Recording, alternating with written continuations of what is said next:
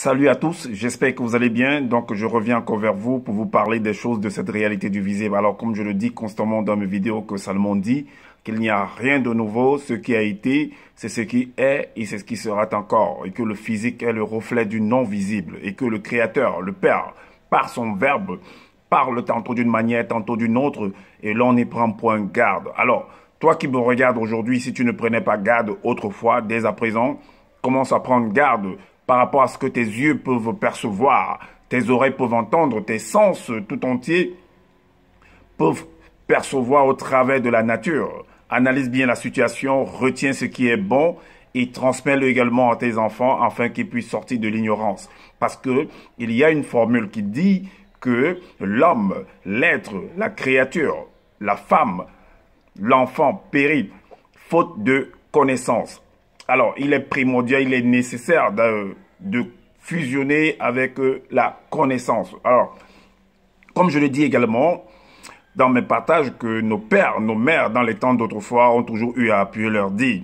Pas des métaphores, pas des énigmes, pas des paraboles, pas des éléments de la faune et de la flore. Et ils ne peuvent aller au-delà parce que la loi du Créateur le veut ainsi. Alors, je reviens encore vers vous parce que ce personnage qui se donne le titre de deuxième lieu de seul enseignant et de sauveur de l'humanité, bon, c'est des titres, hein, chacun est libre de se donner des titres et puis de venir faire un genre. Mais nous savons dans le secret qu'il n'y a pas un seul enseignant. Nous sommes tous des enseignants, est-ce que vous comprenez? Alors, sauf ceux qui l'ignorent. Alors, il a fait une sortie par rapport au personnage, par rapport à l'entité, par rapport, peu importe les dénominations que vous pouvez attribuer, entité, Dieu, déesse, peu importe d'ailleurs. Donc, il dit que par rapport à la déesse Mat, vous savez que c'est un sujet que beaucoup de personnes ont eu à pouvoir, se sont étalés dessus et ont toujours eu à raconter ce qu'ils pouvaient raconter, leurs pensées, ont développé en fait comme ils pouvaient le développer. Et moi également, je vais apporter également un éclaircissement par rapport à ce sujet, par rapport à cette problématique. Vous allez voir la différence avec ce que par rapport aux vidéos qui ont toujours eu à se faire par rapport à ce sujet, vous verrez la différence. Et ce personnage de Mat, en fait, dont il fait comprendre que derrière le mot Mat, c'est un démon. Et j'ai démontré, en fait, dans plusieurs de mes partages, que ce qu'on appelle démon. Donc, ce qui se cache derrière le mot démon, c'est un homme. Ce qui se cache derrière le mot Satan, derrière le diable, derrière le dragon, ce sont des hommes sur la terre. Parce que si vous vous rappelez bien dans mes partages, j'ai dit que par rapport au personnage de Jacob, lorsqu'il donnait en fait des bénédictions à ses enfants, il utilisait en fait les éléments de la faune et de la flore, comme je l'ai toujours dit, en disant par exemple, toi Judas, tu es un jeune lion. Est-ce que vous voyez? Ça ne veut pas dire que Judas c'est un lion quand tu le vois, parce qu'il y a le lion, l'animal, il y a la personne, l'homme tel que vous pouvez me voir. Est-ce que vous comprenez? Donc c'est comme ça, c'est un peu comme quelqu'un va porter en fait les vêtements d'un léopard, on va dire ça c'est un léopard, des rois et tout qui avaient des fourrures de léopard et ainsi de suite. Donc les gens en fait n'ont pas la capacité, n'ont pas souvent cette intuition, cette jugeote de savoir que en fait ce qu'on appelle le totem, c'est comme un drapeau en fait d'un pays, c'est un totem. Mais derrière ça, il y a des hommes et des femmes, des enfants et ainsi de suite. Est-ce que vous comprenez? Alors, donc il faut comprendre, j'ai démontré que les démons en fait, ce qui se cache derrière, ce qui est derrière le mot démon, parce que ce sont des paraboles, ce sont des métaphores. Donc c'est des hommes qui sont cachés derrière. Donc qu'il arrête de venir embrouiller les gens avec les Ndjengu, tous ces mots en doigt là qui viennent prononcer pour venir faire un genre, pour venir faire beau. Ça, c'est du pipeau. Il faut entrer dans la réalité, expliquer les choses. Pourquoi est-ce que telle dénomination est donnée? C'est un peu comme en mathématiques. On parle de X, mais quelqu'un va te dire, mais X, pourquoi X là-dedans? Pourquoi Y là-dedans? Parce que c'est ainsi. Parce que le code de la vie est fait de alpha et numérique, donc de A à Z et de 0 à 9. Est-ce que vous comprenez? Donc c'est ainsi. Ça doit être c'est le code génétique en fait. Donc, on va entrer en fait, parce qu'il parle des 42 principes et tout, dans toute organisation. Je dis bien dans toute organisation, il y a des principes à appliquer. dans un gouvernement, dans un pays, il y a des principes à appliquer pour pouvoir avoir l'être et le mouvement dans cet univers, dans cette réalité, dans cet environnement, parce que réalité c'est univers, réalité c'est environnement. Donc dans une maison où il y a un père, une mère et des enfants, il y a des principes de base à appliquer. Est-ce que vous voyez? C'est pourquoi on va dire que les enfants vont marcher selon le principe en fait des parents. Les parents vont être comme la référence. Est-ce que vous croyez? C'est pareil.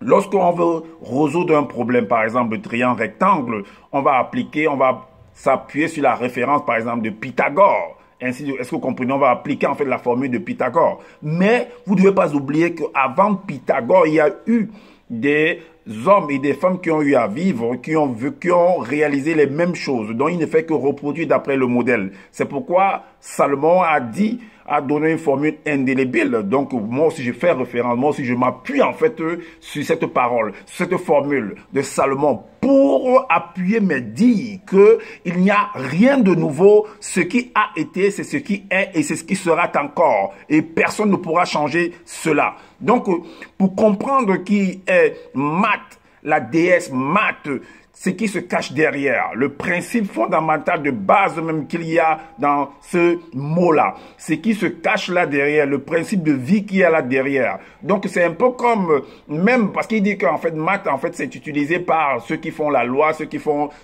le droit, les avocats, ainsi de suite. Mais il n'y a pas que les avocats qui font la loi. Tous les êtres du visible font la loi, sont des hommes de loi, parce que l'homme, l'être que vous voyez devant vous est fait de la loi. Donc je suis un représentant. Toi qui m'écoutes, tu es un représentant de la loi. Sauf que peut-être tu l'ignores. Est-ce que vous comprenez? Alors, donc, dans une organisation, c'est un peu comme, à l'école, il y a un principe, il y a un leitmotiv qui est appliqué dans l'établissement. Si tu ne respectes pas, alors tu tombes sur le coup de la loi. Tout simplement, c'est un peu comme par rapport au chiffre 666, j'ai fait un enseignement par rapport à ça. Donc ceux qui ne vont pas respecter vont tomber sur la rigueur, ils seront en face de la rigueur de la loi. Celui qui ouvre la boîte de Pandore fera face à ce qui est contenu dans cette boîte de Pandore. Et la loi est froide par rapport à ceux qui vont aller à son encontre. C'est de pile face. Est-ce que vous voyez? Mais est-ce que ça veut dire que... Bon, néanmoins, entrons dans le vif du sujet. La déesse Mat, on dit que non, c'est dans le panthéon égyptien, c'est un peu dans c'est un peu comme également on va dire dans le pays, en fait, chez les Grecs, il y a le panthéon grec, il y a également dans toutes les civilisations, il y a des hommes, des illustres personnages qui ont eu en fait à marquer leur temps. Et toute créature doit marquer son vécu par une pierre blanche. C'est le devoir de toute créature. Est-ce que vous comprenez? Et maintenant, les hommes en fait, en tant que nous, en tant que les hommes, comme des êtres comme nous, en tant qu'hommes, pense que les choses s'arrêtent seulement à nous. On oublie les animaux, on oublie les plantes. Parce que tout ce que le Créateur a fait, il l'a béni, il l'a rendu. C'est pourquoi j'ai fait une vidéo en disant que la création est un Christ. Est-ce que vous comprenez? De la même manière que nous sommes importants, c'est comme ça que la plante également est importante et a des vertus. C'est pourquoi il y a une plante qu'on appelle le roi des herbes. Mais pourquoi le mot le roi des herbes? Pourquoi le nom le roi des herbes? Est-ce que vous comprenez? C'est un peu comme on dit le lion, le roi de la forêt. Est-ce que vous comprenez? Ce n'est pas seulement l'homme que vous voyez qui est seulement le roi.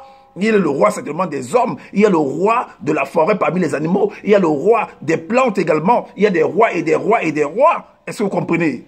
Donc, on va aller pour comprendre la définition de la déesse Mat. Selon les définitions, parce que j'ai toujours dit que pour connaître, comprendre la véritable définition d'un mot, il faut voir l'action de ce mot-là. Est-ce que vous comprenez? Nous ne faisons que reproduire d'après le modèle du créateur. Et nous sommes également des petits créateurs. La créature est un petit créateur parce qu'il ne fait que reproduire d'après le modèle. Nous n'avons créé aucune loi parce que nous sommes des lois et nous reproduisons la loi que nous avons, on a installée en nous, dont nous avons été faits. Est-ce que vous comprenez? Alors, il est dit que la déesse Mat, en fait, est une déesse. Et j'ai démontré que la femme, en fait, c'est le féminin de Dieu. En fait, le féminin de Dieu, c'est déesse. Et déesse, la Mat est la déesse de la vérité. Tout homme est conçu par la vérité. Donc, il représente la vérité. Il représente, peu importe ce que tu peux imaginer, l'homme représente cela. Alors, déesse de la vérité, de la justice, parce que tout homme manifeste la justice, de l'harmonie cosmique, peu importe les noms qu'on va utiliser pour faire beau, cosmique, tout ça. Quand tu entends cosmique, ça va te dire, waouh, cosmique. Mais c'est rien du tout. Elle représente la norme pour la bonne marche de l'univers. Et l'univers, c'est ton environnement, en fait. L'univers, c'est ta maison, c'est ta chambre, c'est ton lieu de travail, c'est un univers. Là où je suis là, c'est mon univers. C'est là où je travaille, c'est là où j'exerce. Il ne faudrait pas que ce mot univers, en fait, vous embrouille. Vous croyez que c'est dans... Mais tout espace est un univers. Tout environnement est un univers. Est-ce que vous comprenez? Alors, rien que l'espace-ci, de cette feuille-ci, la partie de cette feuille-ci est un univers. Est-ce que vous comprenez? C'est un environnement. Alors, maintenant, on dit que c'est une qui elle représente la norme. La norme, c'est quoi? Une norme, en fait, c'est un peu comme vous êtes dans un univers et vous vous associez, en fait, c'est une organisation de personnes, parce que c'est tous les hommes qui sont cachés derrière toutes les entreprises qui existent. Une entreprise est une entité. Derrière le mot entité, c'est des hommes qui sont derrière. Donc, ils vont appliquer, ils vont mettre une constitution et c'est une norme à laquelle tout homme vivant dans cet environnement doit respecter. Est-ce que vous comprenez? Alors, donc il y a par exemple la norme ISO. Tapez dans Google, vous allez voir la norme, c'est une organisation internationale. Donc, toute construction, parce que le créateur, pour faire ce que nous sommes là, nous sommes une maison, nous sommes une construction. Et l'homme, en reproduisant tout ce que l'homme va faire, ce sont des constructions. Toute réalisation que l'homme va faire dans cette réalité, ou même, ce sont des constructions. Et ces constructions-là nécessitent en fait le respect des normes. Les normes, c'est des règles. C'est des règles standards qu'on doit respecter. C'est un peu comme un interrupteur. Pour pouvoir construire une maison, il y a une norme. Pour fabriquer les interrupteurs, il y a une norme internationale, une norme standard qu'on doit respecter. Sinon, si on ne respecte pas la norme là, ça veut dire que je vais acheter l'interrupteur, je vais aller dans une droguerie ou une quincaillerie, je vais acheter par exemple un interrupteur, j'arrive à la maison, je vais mettre, ça ne va pas coïncider parce que la norme de fabrication, en fait, la personne n'a pas respecté en fait la norme ISO ou AFNOR. Il y a beaucoup de normalisation en fait. Et ça doit se respecter. C'est ça en fait.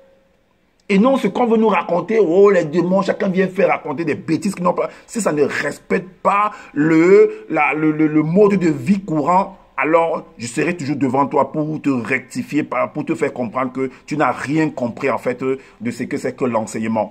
Beaucoup de personnes te suivent sans comprendre, ils ne veulent pas, ils n'ont pas le temps, ils sont fatigués. Moi, j'ai le temps pour t'écouter, j'ai le temps de comprendre la nature, de lire au travers de la nature, comme il a dit que la nature elle-même ne vous enseigne-t-elle pas? Est-ce que vous comprenez? Alors, donc il y a la norme ISO, il y a la norme AFNOR, il y a beaucoup de normes, vous pouvez taper dans Google pour voir. Alors, il faut respecter ces normes-là. Et maintenant, tu es allé également dans le livre de... Je vais pas trop parler, prendre tout le temps que tu as pris pour pouvoir faire cet enseignement-là. Je vais te donner quelques points également pour te montrer que tu n'as rien compris en fait de la chose. Dans 2 Timothée, au chapitre 3, le verset 16, il est dit que toute écriture est inspirée de Dieu. Tu as fait comprendre que non, c'était pas la bonne écriture, que c'est toute écriture qui est inspirée de Dieu. Comme si en fait, il y avait d'autres écritures qui n'étaient pas inspirées de Dieu. Mais Dieu, c'est qui? C'est ça la question. Dieu, c'est qui? Dans Psaume 82 au verset 6, j'avais dit, toi-même tu prononces constamment ce truc dans tes enseignements, j'avais dit vous êtes des dieux. On s'adresse à qui? Pas à des hommes? N'est-ce pas à des hommes, à des créatures qu'on s'adresse? J'avais dit vous êtes des dieux, non? Alors, c'est quoi? Dans Exode 7 au verset, on dit, ne dit-on pas à Moïse que vois, je te fais Dieu, je te lève au rang de Dieu.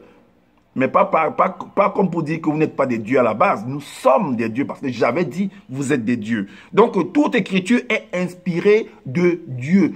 Parce que Dieu reproduit d'après le modèle du Créateur. Tout simplement. Bon, c'est tout à fait parce que les livres que nous avons, ça c'est un livre, mais qui a écrit ça? C'est un Dieu. C'est un homme sur la terre qui est un Dieu. Qui a écrit, donc c'est inspiré par Dieu. Mais vous allez comprendre pourquoi c'est inspiré par Dieu. Parce qu'il y a quelque chose que le Créateur a mis en ce Dieu-là. Voilà. Donc toute écriture, c'est pas faux. Cette parole-là, cette façon d'écrire-là n'est pas fausse. toute écriture est inspirée de Dieu et utile pour enseigner. Mais tout à fait, parce que je prends ces écrits-là qui est inspiré de Dieu, qui a été écrit par Dieu, et je viens enseigner avec. Pour enseigner, pour convaincre, pour corriger. Et ici, pas corriger parce que il y a degré, en fait, parce que celui qui est à la maternelle va écrire, va parler. Mais ça ne veut pas dire que ce qu'il est en train de dire, en fait, c'est sauf que son niveau le permet de dire ce qu'il est en train de dire. Plus tu augmentes la science, plus tu augmentes la connaissance, ton langage change, ta vision change, ta façon d'analyser change. Donc, ça fait que on a comme l'impression que c'est contraire, pourtant c'est la même chose, en fait. Alors, pour corriger, pour instruire dans la justice, parce que l'homme est le symbole de la justice, parce que la femme est le symbole de la justice. Donc donc Et maintenant, comme j'ai dit dans Psaume 82 au verset 6, j'avais dit vous êtes des dieux, dans Job 32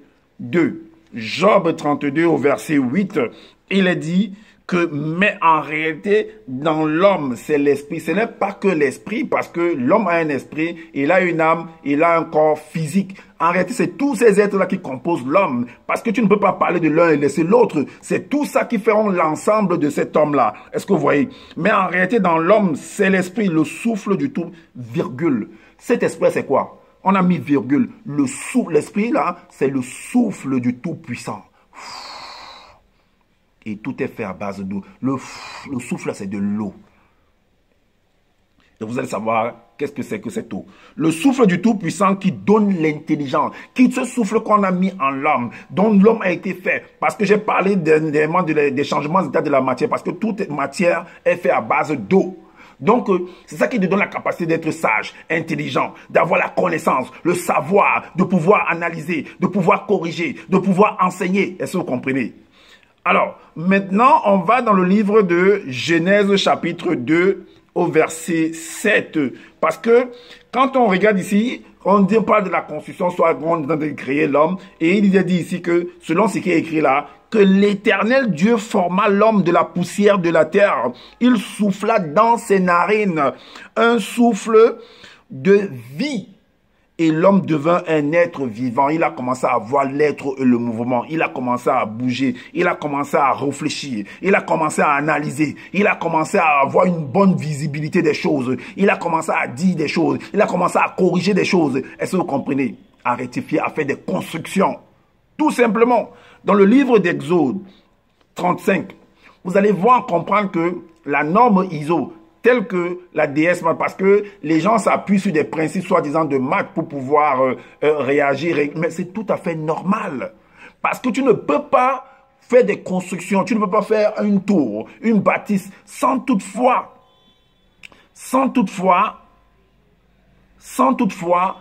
appliquer les normes standards qui existent. Parce que tous les États, en fait, c'est pour dire que les normes internationales. Donc, dans Exode chapitre 35 au verset 30 à 31, on te montre en fait comment Moïse, on lui a donné en fait certaines recommandations, certains indices de pouvoir. Ce sont des normes. Ce sont des principes à appliquer. Donc ne viens pas nous raconter pour nous embrouiller parce que vous voulez toujours embrouiller les autres et pouvoir utiliser en fait l'incrédulité des uns et des autres en fait de les estoquer de l'argent. Est-ce que vous voyez? C'est fini tout ça. J'appelle à la communauté africaine, j'appelle la communauté non noire de se lever, de se réveiller. De se réveiller tout simplement, de comprendre que de ne plus être dupe en fait, de sortir de la peur des choses, de la compréhension des choses. Donc au verset 30, il est dit que, le chapitre 35 à partir du verset 30 au 31, il est dit que avant la construction, donc on reprend en fait que le souffle, parce que là dans la construction, avant la construction, on dit, Moïse dit aux enfants d'Israël, sachez que l'Éternel a choisi, parce que tous ces mots, j'ai donné la définition d'Éternel, Dieu, tout ça, c'est des hommes, a choisi Béchalel, fils d'Uri, fils de Hur, de la tribu de Juda. Au verset 31, il est dit, il l'a rempli de l'Esprit de Dieu. Il l'a rempli de l'Esprit de Dieu. Ça veut dire que quand un homme et une femme s'associent pour faire un enfant, ils leur transmettent, en fait, ils transmettent à cet enfant leur énergie, leur esprit, leur intelligence, leur savoir. Est-ce que vous comprenez? Leur sagesse. Donc, tout ça est contenu dans la semence de l'homme et de la femme. Tout ça est contenu dans la semence de l'homme et de la femme. Donc, de sagesse, d'intelligence et de savoir pour toutes sortes d'ouvrages. Maintenant, dans la construction, voilà pourquoi au chapitre 11, le chapitre 11 de Genèse, il est dit au verset 4, il dit encore 2 points. Alors bâtissons-nous une ville et une tour dont le sommet touche le ciel et faisons-nous un nom, afin que nous ne soyons pas dispersés sur la face de la terre. Mais le nom là, Mat, mais derrière ce nom-là, il y a toute une construction. Il y a toute une norme qu'il faut, comme la norme ISO. Donc, on pouvait dire la déesse ISO, ou le dieu ISO, ou la déesse Afnor, ou le dieu Afnor, parce que c'est une norme, c'est une normalisation, c'est un standard qu'on doit utiliser pour pouvoir faire des constructions. Donc, il ne faudrait pas que parce qu'on a dit la déesse Mat, que non, en Égypte, certainement dans ce territoire, dans cet environnement, dans cet univers-là, il y a eu un homme ou une femme qui a eu à marquer son temps par des constructions, par des réalisations, comme c'est dans tout le monde entier, dans tous les environnements qui existent sur cette terre. Est-ce que vous comprenez? Tout simplement. Alors, donc, ce qu'ils ont fait là, pour construire là, il faut respecter des normes de construction, de géométrie, d'électricité, de génie civil, de beaucoup de choses, de topographie. Il y a des normes à respecter. Voilà, on enseigne ça à l'école. Et ce qu'on enseigne, par exemple, au Cameroun, en Côte d'Ivoire, au Sénégal, en France, en Chine, c'est les mêmes choses. C'est les mêmes calculs. C'est ce qu'on appelle une norme standard, une norme internationale. Une norme, la norme ISO, la norme MAT. Donc, tous les avocats, qu'ils soient en Afrique, en Europe, en Amérique, en Asie, peu importe, respectent les mêmes lois, c'est les mêmes enseignements qu'ils écoutent, qu'ils prennent. C'est une norme standard. Alors, même Caïn va construire une ville. Mais vous pensez que Caïn a construit la ville seul? Vous pouvez construire une ville seule? Il y avait déjà des habitants, des hommes sur la terre pour pouvoir construire une ville. Ce n'est pas un homme. Tu ne peux pas construire une maison seul, un homme avec un enfant. Mais ça a beaucoup d'explications. Tu peux être dans ta chambre, tu conçois par exemple une ampoule. L'ampoule, c'est une ville. L'ampoule que vous voyez, c'est une ville. Voilà pourquoi il est dit dans Genèse 4 au verset 17. Genèse 4 au verset 17, il est dit que Caïn connut sa femme. Elle conçut et enfanta Enoch. Il bâtit ensuite une ville et il donna à cette ville le nom de son fils d'Enoch. Est-ce que vous voyez? Donc c'est une référence. En donnant le nom à cette ville-là, à la construction, à la réalisation qui est de fait, c'est une référence. Donc, les gens vont se référer à ce nom-là. Et de ce nom-là, il y a quelque chose qui est caché derrière. C'est comme ça. Et il n'y a rien de péjoratif là-dedans. Arrêtez de venir faire peur aux gens. Alors, donc, dans Genèse 2, 9 également, dans Genèse 2, au verset 9, il est dit « L'Éternel Dieu fit pousser du sol des arbres de toute espèce agréables à voir et bons à manger, et l'arbre de la vie au milieu du jardin, et l'arbre de la connaissance du bien et du mal. » L'arbre de la vie et l'arbre de la connaissance du bien et de son contraire. Donc, c'est un peu comme une pièce d'argent. Vous avez pris, il y a pile face. Est-ce que c'est juste la même pièce? On l'utilise. La pile et la face. Est-ce que ça veut dire que si pile est bien, elle n'est pas bien, donc face est contraire au bien? Mais arrêtez ça. Vous n'avez rien compris ou quoi? Maintenant, on va dans le Genèse. Vous voyez toujours la référence parce que on s'appuie toujours, par exemple, comme j'ai dit que si vous prenez, par exemple, vous voulez résoudre un problème de géométrie, par exemple, de triangle rectangle, vous devez appliquer le théorème de Pythagore. Donc, voilà pourquoi, dans Jean, au chapitre 8, au verset 3 à 5, il est dit, c'est la femme adultère. C'est un problème. C'est un problème qu'il faut résoudre. Il est dit que, à partir du verset 3 à 5, il est dit que, alors, les scribes et les pharisiens amenèrent une femme surprise en adultère et la plaçant au milieu du peuple, il dit à Jésus, Maître, cette femme a été surprise en flagrant délit d'adultère. Cette femme a été surprise. Jésus là, il devait appliquer quelle loi pour pouvoir, quelle loi standard pour pouvoir juger cette affaire-là. Ces hommes-là qui sont venus là, ils devaient appliquer quelle loi pour pouvoir accuser cette femme-là. Donc maintenant, et voilà ce qu'il va faire. Ils vont s'appuyer en fait. C'est pourquoi il dit que nos pères, nos mères dans les temps d'autrefois ont toujours eu à appuyer leur dire, pas des métaphores, pas des énigmes, pas des éléments de la faune et de la flore, ils ne peuvent pas aller au-delà. C'est ce que la référence est toujours par rapport à ceux qui ont vécu dans le temps d'autrefois. C'est pourquoi il faut se repérer à nos parents. C'est pourquoi certaines personnes disent que non, on rentre dans nos civilisations, on rentre dans nos cultures, on rentre dans nos traditions pour nous appuyer. Et chacun va aller s'appuyer dans sa tradition de son village. Ils ne veulent plus s'appuyer sur les traditions des autres. Mais vous allez comprendre que c'est les mêmes traditions qui existent partout, d'une manière ou d'une autre. Alors, Moïse a dit... Moïse, dans la loi, nous a donné cet ordre, nous a donné de lapider de telles femmes dont, toi donc, que dis-tu? Donc Moïse, il s'appuie sur la norme de Moïse, il s'appuie sur la justice de Moïse, il s'appuie sur la marche que Moïse a eue, les écrits, la constitution que Moïse a eue à laisser les dates autrefois, c'est ce qu'ils utilisent pour pouvoir condamner cette femme-là. Est-ce que vous comprenez? Et pareil dans le livre de Daniel, au chapitre 6, c'est un décret également.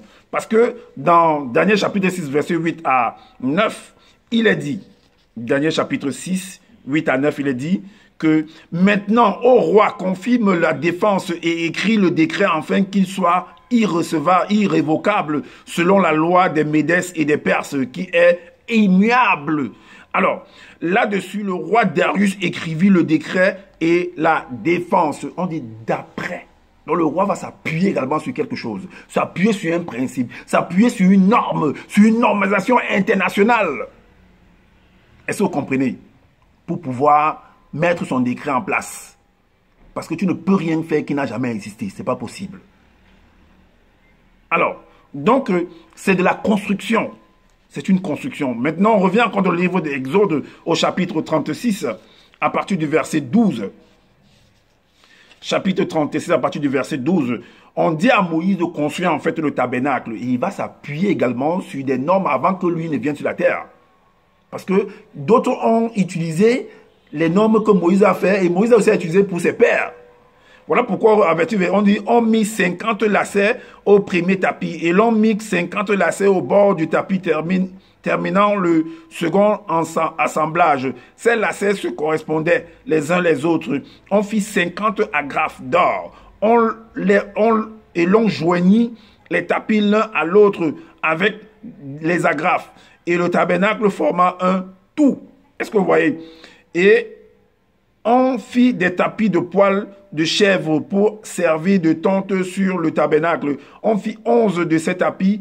La longueur d'un tapis était de 30 coudées et la largeur d'un tapis était de 4 coudées. La mesure était la même pour les 11 tapis. Est-ce que vous comprenez? Et j'en ai terminé. Donc, la norme, la déesse Mat, ce qui se cache derrière, comme on a dit, c'est une norme. Et la norme est appliquée dans tous les environnements. C'est une loi internationale, c'est une norme internationale, c'est une norme standard pour la construction de toutes choses. Tout ce que nous faisons, que ce soit de manière orale, c'est une construction. Et on entre maintenant dans la pratique de la construction, de cette norme, de cette parole orale. Est-ce que vous comprenez? Donc, arrêtez de venir embrouiller les gens, de ne pas dire ce qui est en est, ou bien peut-être vous ne savez pas en fait. Est-ce que vous comprenez? Alors, nous sommes là pour vous rectifier, pour apporter l'éclairage. Donc, alors, toi qui écoutes, ou bien qui va écouter cet enseignement-ci, je te conseille de te réveiller, d'analyser complètement, de venir, de t'abonner en fait à ma chaîne, en fait d'être un bon analyste, d'avoir une bonne vision des choses, de ne plus être trompé par à tout vent, par qui, par X ou par Y, par ceux qui veulent se dire qu'ils sont des seuls enseignants, des sauveurs de l'humanité, des deuxièmes de la création, du n'importe quoi. Vous n'êtes rien du tout. Mais en gros, vous devez comprendre que nous sommes tous importants dans la réalité. Donc, partagez massivement cette vidéo, c'est en fait de faire connaître en fait ce qui en est par rapport à la déesse Mat, de ce qui c'est une norme internationale, une norme standard. Est-ce que vous comprenez? Alors, donc, Partage massivement cette vidéo-ci et abonne-toi et invite tes frères et les sœurs à s'abonner également à cette chaîne-ci. Enfin, la chaîne qui vient casser qui vient briser les seaux, qui vient déchirer les rideaux afin de montrer en fait c'est la vraie réalité des choses. Et laissez-nous des commentaires pour nous dire qu'est-ce que vous en pensez par rapport à ce que vous venez d'entendre. Et également, si vous trouvez, parce que j'ai pas la science, en fait, si vous trouvez qu'il y a des manquements, vos vidéos ne seront pas de refus. Est-ce que vous comprenez? Et prenez soin de votre famille, prenez soin de votre santé et je vous dis à bientôt pour une prochaine vidéo. Ciao!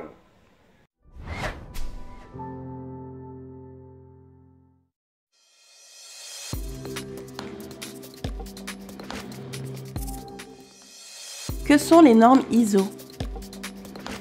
Les normes ISO, de l'anglais International Organization for Standardization, sont des documents officiels réalisés par un organisme agréé, l'Organisation internationale de normalisation. Créée en 1947, l'organisation a la charge d'éditer les normes internationales. Elle est composée d'un réseau d'instituts nationaux de normalisation qui regroupe 164 pays membres. Quel est le but des normes ISO? Les normes ISO ont pour but d'unifier des standards à travers le monde sur des critères très variés, parmi eux la sécurité, la production, le transport, le management, l'environnement, les langues et les caractères, la qualité ou encore les informations géographiques.